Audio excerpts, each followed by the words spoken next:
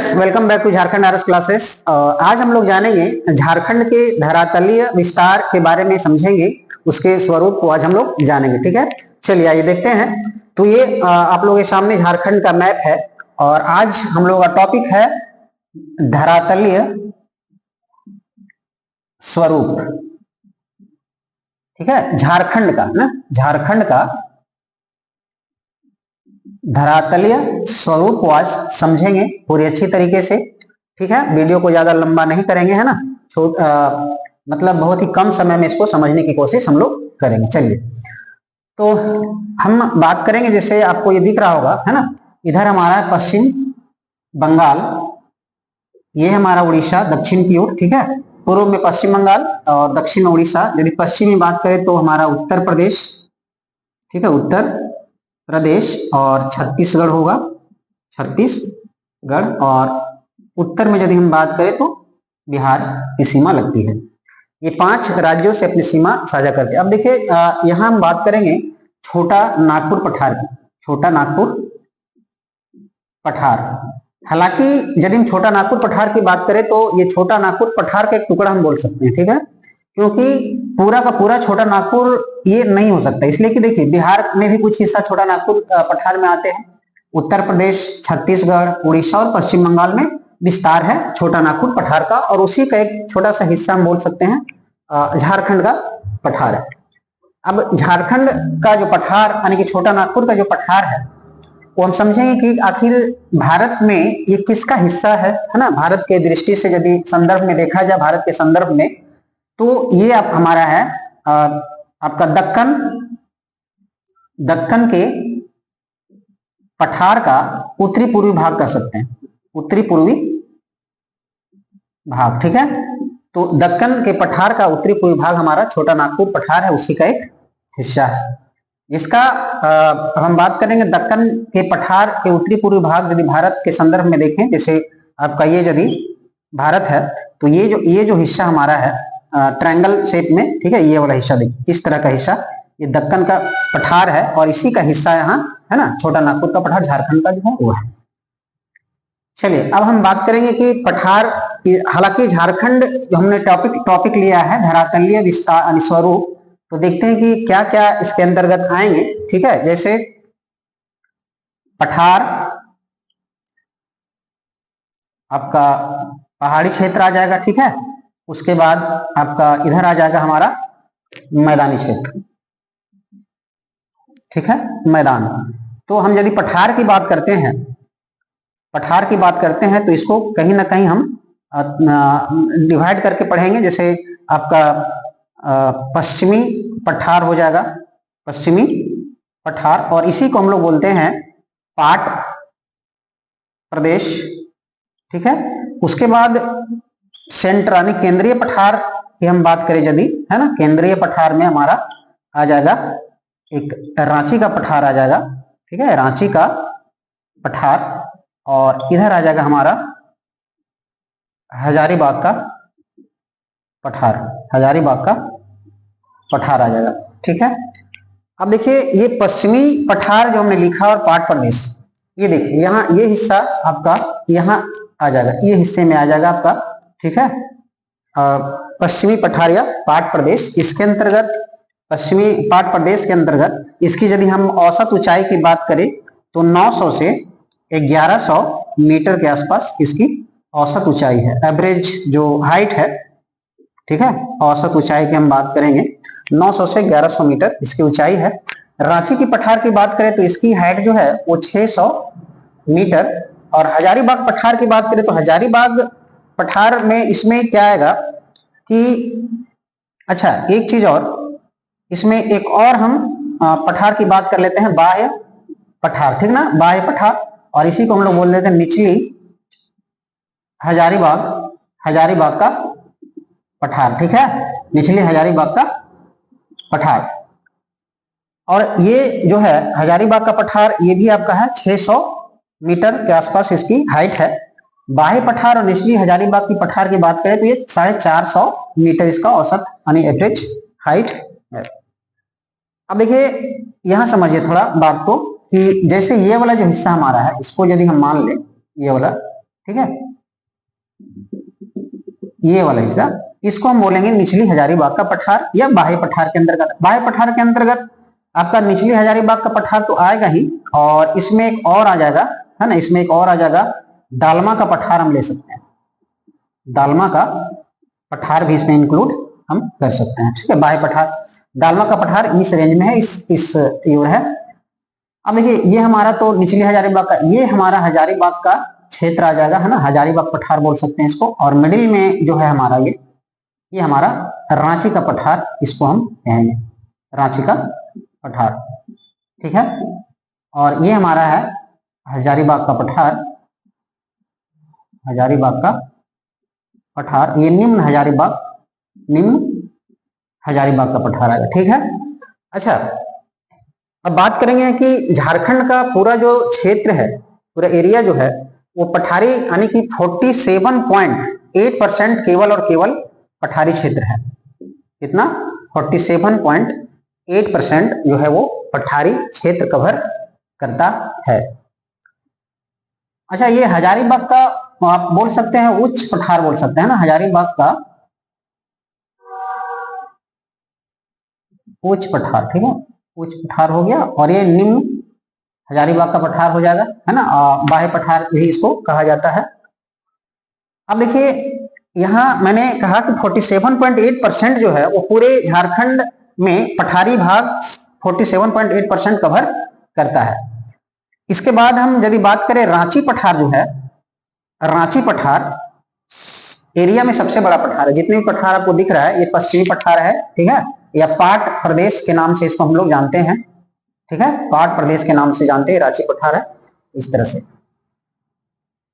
अच्छा, ये अब हजारीबाग का जो उच्च पठार है और रांची का जो पठार है, ये वाला हिस्सा आप देखिए यहाँ पे, यहाँ भ्रंश का निर्माण हुआ है, ठीक है, भ्रंश का निर्माण हुआ है। और कारण इसका ये है कि दामोदर नदी जो है, हम उसको दामोदर भ्रंश बोलें क्योंकि दामोदर नदी इन्हीं भ्रंशों में प्रवाहित होती है, जिसे हम लोग दामोदर भ्रंश के नाम से जानते हैं, दामोदर भ्रंश के नाम से जानते हैं। और हम यहाँ इसको थोड़ा सा डिटेल कर देते हैं, ठीक है। चलिए इसको थोड़ा इरेज करते हैं ना। तो दामोदर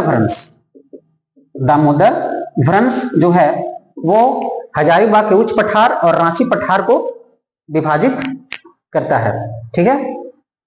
ये देखिए दामोदर भ्रंश जो है हजारीबाग का उच्च पठार और रांची के पठार को विभाजित करता है। और इस दामोदर भ्रंश का जो निर्माण हुआ था, हम कहेंगे कि इसका निर्माण आपका पूरा जीवी महाकल्प में हुआ था, ठीक है, परमियन कल्प में इसका निर्माण हुआ था। यानी कि हर्षियन जब आपका हलचल हुआ था, हर्षिनियन हलचल जब हुई थी तब इसका निर्माण हुआ था। ये बहुत ही इंपॉर्टेंट टॉपिक है, ठीक है। और जेएसएससी के स्तर से भी यदि देखा जाए तो ये जेएसएससी नहीं, सॉरी, जेपीएससी है ना, जेपीएससी के स्तर से देखा जाए तो ये आपको याद करना काफी इंपॉर्टेंट हो जाता है, ठीक है।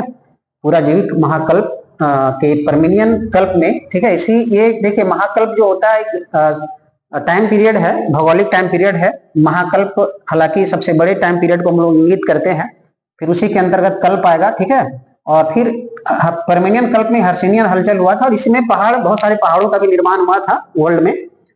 तो इस तरह से ये जो भ्रंश का निर्माण हुआ था इसी काल में देखने को मिला था। उसके बाद हम यदि अब देखिए हम पहाड़ी क्षेत्र की बात करते हैं थोड़ा, है ना, थोड़ा सा इसको आप नोट डाउन कर लें, फिर है ना, फिर हम इसको पहाड़ी क्षेत्र और मैदानी क्षेत्र की ओर आते हैं। अब यदि हम पहाड़ी क्षेत्र की बात करें तो इसमें आपका राजमहल की, मेन रूप से हम लोग राजमहल की पहाड़ी को समझेंगे, ठीक है। राजमहल की पहाड़ी, हालांकि पहाड़ियां बहुत है इधर, दालमा पहाड़ी है, ढालबुम पहाड़ी है ना, इस तरह से। उसके बाद यदि हम मैदान की बात करते हैं, है ना, मैदान की बात करें तो इसमें हम लोग जान लेंगे मैदान में आपका ये जलोढ़ का मैदान, और एक हमारा होगा चाईबासा का मैदान, ठीक है, चाईबासा का मैदान होगा। ये नवीन जलोढ़ का मैदान, ये नदियों के द्वारा जो लाए गए मिट्टियां हैं, अपरदित मिट्टियां, उसके द्वारा निर्मित हुआ है। तो जलोढ़ का मैदान का थोड़ा सा यदि बात करें तो ये देखिए, ये वाला हिस्सा आपको दिखाई दे रहा होगा, ये जलोढ़ के मैदान का हिस्सा। अब देखिए ये जो है आपका बिल्कुल और बिल्कुल साहेबगंज और गोंडा का हिस्सा कवर करता है, ठीक है। साहेबगंज और पाकुड़, साहेबगंज और पाकुड़ का हिस्सा ये जो आपका, क्योंकि जो गंगा नदी है वो साहेबगंज से सीमा बनाते हुए साहेबगंज प्रवेश करती है ना।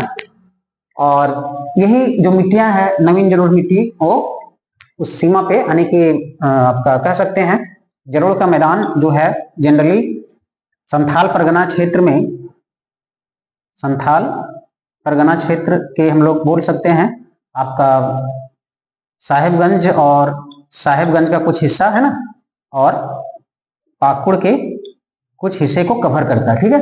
ये संथाल परगना क्षेत्र को बोल सकते। और हम बात करें यदि इसी में, तो सोन नदी घाटी जो एरिया है वो भी आपका जलोढ़ से संबंधित है। उसके बाद और इसमें बात करें तो स्वर्ण रेखा, निचली स्वर्ण रेखा, कहाँ, निचली स्वर्ण रेखा नदी, निचली स्वर्ण रेखा नदी से हो आएगा, ठीक है। स्वर्ण रेखा नदी इस तरह से प्रवाहित होती है, तो इस हिस्सा जो होगा निचली स्वर्ण रेखा नदी होगा, और ये जलोढ़ मैदान, जलोढ़ का मैदान के रूप में विस्तृत है। अब चाईबासा मेन रूप से यदि हम बात करें इसका, तो चाईबासा का मैदान की जो हाइट है वो 150 मीटर से 200 मीटर के आसपास।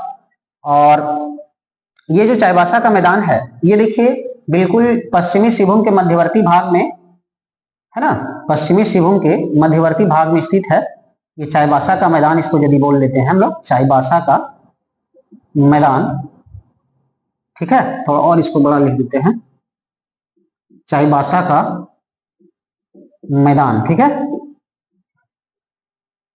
अब तो ये चाईबासा का मैदान है, और ये जो क्षेत्र है इधर चाईबासा के दक्षिण में बात करें तो कोल्हान श्रेणी आता है, कोल्हान, ठीक है, कोल्हान श्रेणी आता है, पर्वत श्रेणी बोल सकते हैं, ठीक है। इधर का हिस्सा, इधर जो आप बात करेंगे यदि है ना, इसको थोड़ा और लंबा, इधर की बात करें तो ये ढालभूम पश्चिम में, पूर्व में, सॉरी पूर्व में, यानी कि चाईबासा के पूर्व में आपका ढालभूम क्षेत्र आता है, ढालभूम पहाड़ी आती है।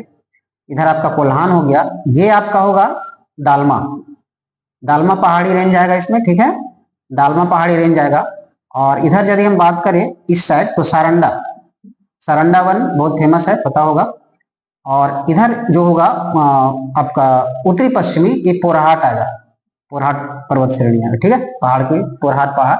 तो ये चाईबासा मैदान का लोकेशन है ना, इस तरह ये लोकेट है आपका चाईबासा का मैदान। इसकी हाइट है 150। अच्छा, यहाँ राजमहल की पहाड़ी की हमने जो चर्चा किया, तो इसका विस्तार लगभग 2000 वर्ग किलोमीटर के क्षेत्र में है।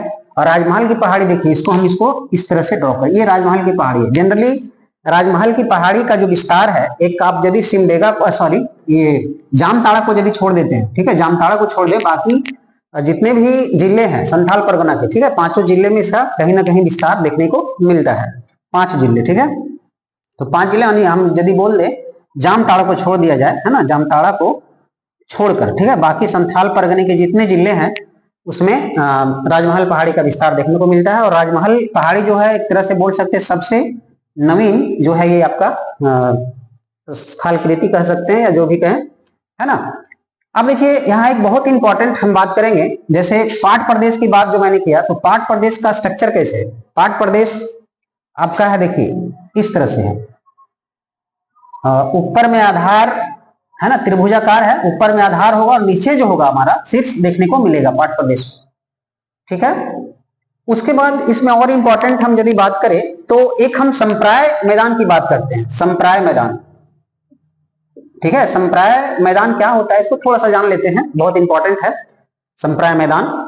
हालांकि रांची का पठार जो है पूरी तरह से संप्राय मैदान में बदल चुका है। संप्राय मैदान क्या होता है, मान लेते हैं कि यदि ये पहाड़ी एरिया है, यदि ठीक है, ये पहाड़ है, ठीक है, और इसको थोड़ा हम इधर कर लेते हैं, मान लेते हैं कि ये हमारा क्या है, पहाड़ है, ठीक है, इस तरह से ये मान लेते हैं कि पहाड़ है।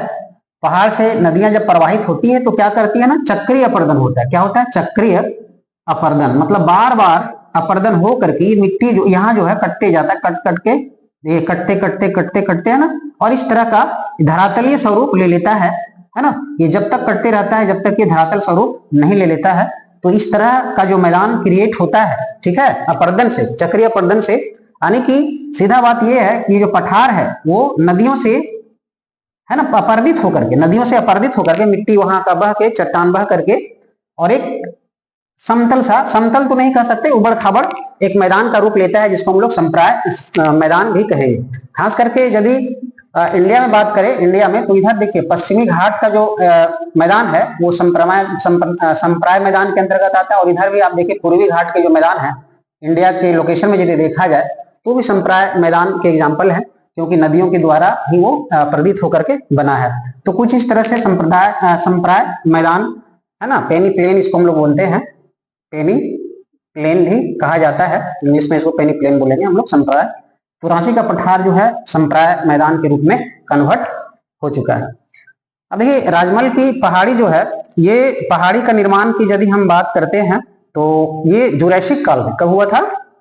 जुरैसिक कल्प में इसका निर्माण हुआ था। ये भी पुराजीवी महाकल्प से संबंधित है, जुरैसिक कल्प, ठीक है। ये हम इसका अलग से क्लास करेंगे जब हम भौगोलिक इतिहास के बारे में पढ़ेंगे झारखंड के, तो जितने भी कालखंड है ना, सारे कालखंड की हम बात करेंगे, ठीक है। इसलिए टेंशन नहीं लेना है, जो कि जेपीएससी के लिए काफी इंपॉर्टेंट होगा, ठीक है, और अन्य एग्जाम्स के लिए भी देखने को मिलता है, क्वेश्चंस बनते हैं इससे। तो उसके बाद, हाँ, तो संप्राय मैदान कंप्लीट हो गया। अब इसमें देखते हैं थोड़ा और कुछ पॉइंट है यदि, तो हम उसको कर लेते हैं। तो ये आपका हो गया। हाँ, अब रांची का पठार जो है, रांची का पठार थोड़ा समझिएगा कि कुछ जो रांची के आसपास का क्षेत्र है, जैसे पश्चिमी पूर्वी हम लोहरदगा की बात करें, है ना, इधर आपका सिमडेगा है, सिमडेगा कुछ पोर्शन ले लेते हैं, है ना, तो रांची के पठार के ही अंतर्गत आते हैं। और इसमें कुछ महत्वपूर्ण यदि बातें बन सकती है तो उससे रिलेटेड, हाँ, एक चीज और, यहाँ देखिए, यहाँ आप देखेंगे थोड़ा, है ना, विंध्यन रेंज, जो गढ़वा आपका जो क्षेत्र है, जो गढ़वा का क्षेत्र है, गढ़वा का क्षेत्र, ये विंध्यन श्रेणी का विस्तार यहाँ तक देखने को मिलता है। जो सोन नदी है, सोन नदी में विंध्यन श्रेणी, यानी जिसको हम लोग सेमार, यहाँ झारखंड में बहुत श्रेणियां हैं, जैसे विंध्यन श्रेणी के बहुत सारी श्रेणियां हैं, वो प्रायद्वीप भारत की श्रेणी है विंध्यन श्रेणी, तो यहाँ को हम लोग बोलेंगे सेमार, ठीक है, सेमार श्रेणी के नाम से वो जाना जाता है। वो गढ़वा में विस्तार है उसका, विंध्यन श्रेणी का। इसके बारे में हम लोग डिस्कस करेंगे, क्यों विशेषता, इसकी क्या विशेषता है उसके बारे में, ठीक है। फिलहाल तो हम लोगों ने स्वरूप के बारे में समझा, है ना, इसमें कुछ महत्वपूर्ण पॉइंट्स और हैं, तो उसको हम जिक्र करेंगे नेक्स्ट वीडियो में। और जितने भी मैंने अभी बताया आपको, सारे एग्जाम्स, जितने भी एग्जाम्स हैं, उसके लिए काफी इंपॉर्टेंट और प्रीवियस एग्जाम में क्वेश्चन जिससे देखने को मिले हैं। तो आने वाले एग्जाम्स के लिए काफी हेल्पफुल वीडियो होगा आपके लिए, ठीक है। तब तक के लिए धन्यवाद।